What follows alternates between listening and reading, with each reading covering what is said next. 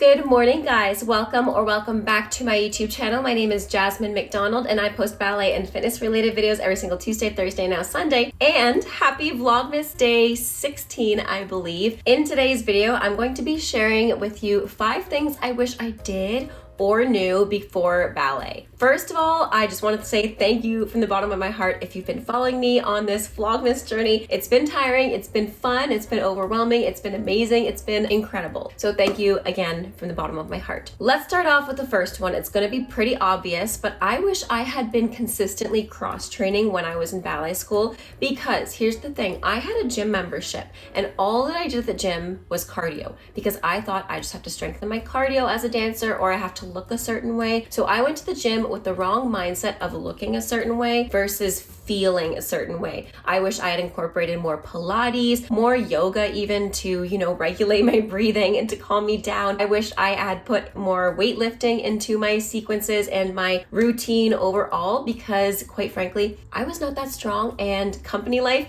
was a huge wake-up call. After I became a professional dancer was when I really took my strength training seriously. And I don't mean strength training as in lifting heavy weights, because I know dancers tend to be afraid of getting bulky. Now here's the thing. Weightlifting and incorporating weight training is not necessarily going to make you bulky. Incorporating weight training can make you stronger, and it's great for your bones, especially as women and especially as dancers. So I would highly recommend, if you're a young dancer now, starting cross training, not only, lifting weights or adding weights to your routine. Again, I'm not saying like heavy weights and only doing that. I'm saying, add wrist weights or add leg weights to some of your exercises to build up the muscle strength. But I'm also suggesting that you look into other forms of fitness just to broaden, what you know already. Because when I was in ballet school, like I mentioned before, all I did was cardio. Now I didn't gain any strength. I didn't gain really any stamina because the cardio I did, let's face it, was way too easy, because I just go on the bike for like an hour and just kind of pedal, which is not easy, like going on the bike period, but I would just do like cruising, I wouldn't try to up my heart rate, bring it down. I wouldn't do that kind of cadence. I wouldn't do HIIT cardio. I would just kind of go, which is again good because, aerobic exercise is great. As we know, dance is both anaerobic and aerobic. However, I wish when I was younger, I had started incorporating more Pilates specifically and more flexibility training and mobility training, because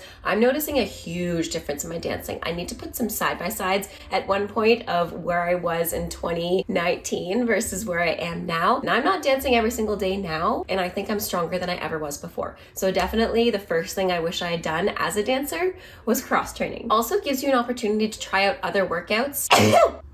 Sorry about that. It also gives you an opportunity to try out other workouts, other fitness exercises, other things in general for your body, because you only have one life. You may as well use your body to its fullest. Number 2 is going to be another obvious one, but I wish I had practiced proper nutrition. As a dancer, I was always in a rush from one rehearsal to the next, and I think every human gets to this point at some point, whether they're working a 9-to-5 job, whether they're at school, and you just grab a muffin for breakfast. But that is not adequate nutrition. And since becoming a certified specialist in sports nutrition, I truly know the value of nutrition when it comes to dancing and performing your best. So I wish when I was younger, I had adequate nutrition. Now, I also gave in pressures of society and the pressures of ballet to look a certain way. And you know what? None of that matters, because you are so unique. And if anybody tells you otherwise, if anybody tells you to look a certain way, don't listen to them, because you should only take medical advice from your doctor, and you know your body best. So, like I said, adequate nutrition,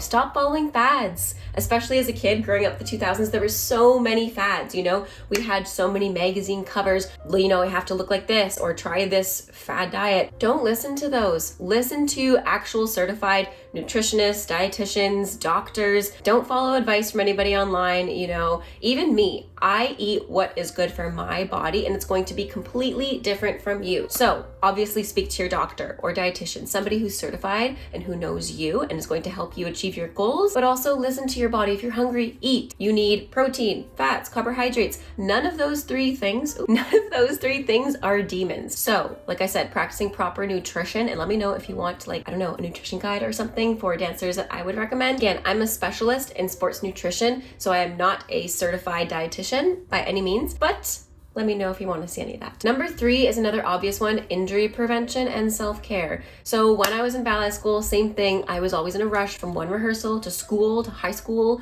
to hanging out with my friends, to trying to balance it all. And even as an adult, when I was in a professional company, I hardly ever practiced self-care. I really designated Sundays to my self-care, but self-care is something you can practice every single day, whether it's journaling, meditation, even getting yourself a present to make yourself feel better. Self-care can also be self-talk, positive self-talk. I wish I'd practiced some form of self-care every single day, because now that I do, I notice a huge shift in my relationship to dance, to my body, to my whole being. So self-care, and not just self-care, but talking to yourself in the most gentle and encouraging way, like you're talking to your best friend, is so helpful. And I know it sounds cheesy as heck, but it goes a long way. Also, injury prevention goes hand in hand with adequate nutrition as well as cross training. So those 3 things are really going to help. I know not all injuries are preventable. Sometimes you roll over your ankle funny, sometimes you run into a tree. I did that and I injured myself. So, not all of them are preventable, let's say, but we want to practice safe dancing first of all. So not forcing your turnout,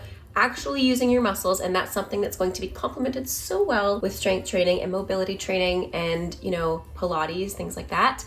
But injury prevention is something that every single dancer should practice. Not overstretching, not going into class not warm, not doing things that your teacher hasn't taught you yet. We're all guilty of that. You want to try something, you want to try those fouettes, don't do it until your teacher tells you. Number 4 is kind of a broad category, but it can be applied to so many things.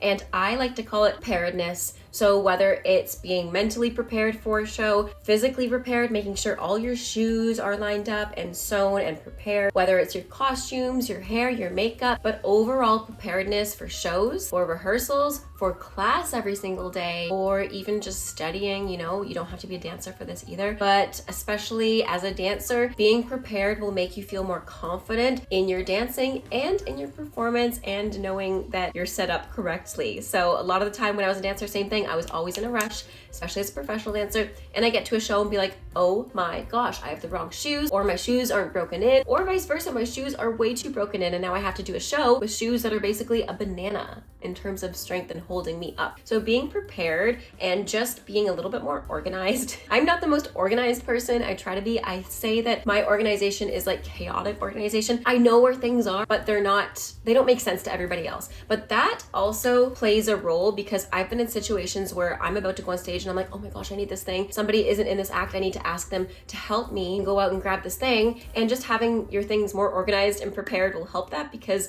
not everybody knows how you organize sometimes, if that makes any sense. So just being organized and prepared will help you so much in the long run. Also being prepared for auditions, not just physically prepared and having your audition videos made out and your audition pictures sent or taken, but being mentally prepared. When you go into class, already assume that this class is going to be like an audition, or just go into it thinking that you're doing a performance, because that's going to prepare you for on stage. There's other ways to be prepared for going on stage or for auditions, such as, like I said, going into class, imagining it's a performance, using your whole upper body, your épaulement, smile, your whole aura. But you can also be prepared in a sense that you practice that positive self-care at night, preparing yourself for the show the next day, maybe taking a contrast bath. That's what you like to do. I like to do that. Or taking a nice relaxing bubble bath, or having a tea, or writing down the goals you have for the next year. Overall, being prepared will make you a smarter dancer. It will make you a more confident dancer, and it'll put your mind at ease. And we love that. Now, last one is one you probably wouldn't expect to be on this list, but networking. I know, networking for dancers. You don't think of dancers like networking and doing that kind of thing because we just go on stage and do our thing. But honestly, as a dancer,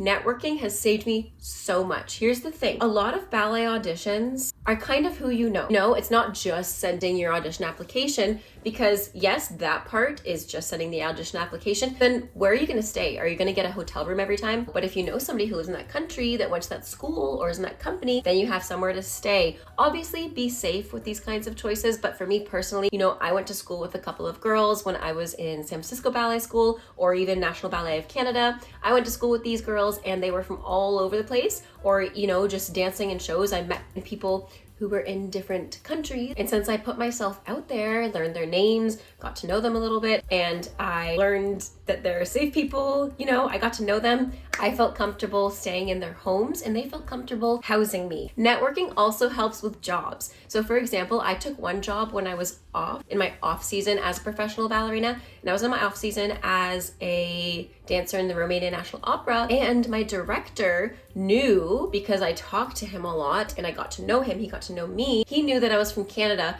and he actually needed dancers to do a tour in Canada. And since he knew that I would be off in that time, he was like, wait a second, you're from Canada, it's gonna be really easy for you to go over because you don't need a visa because it's your country, but I'm gonna send you here if you'd like. And I said, absolutely, extra money over the holidays when I'm not being paid, and a great experience overall. So he knew to choose me because I talked to him, I opened up, I was just overall pleasant, and you know, got to know him. He felt comfortable asking me. But networking also important as a choreographer, as a dance teacher, because if you network, then you get to know, oh, maybe I can sub for this person, or maybe I can work at this company one day, or maybe I can choreograph for this place one day. Networking is just such a great thing, and just overall being pleasant is going to go a long way. And having a reputation in this industry is a thing. You know, you don't want to be known as the person who's difficult to work with. You want to be known for being overall compelling, yet offering kindness, if that makes any sense. So those are all the 5 things that I wish I knew and wish that I had done earlier on, you know, especially the injury prevention ones when I was a dancer. But let me know what you think in the comments down below. Thank you so much for joining me today. I hope you have a great rest of your day. Stay safe. Happy dancing. I almost said happy dance miss because I was thinking vlogmas. And until next time, bye now.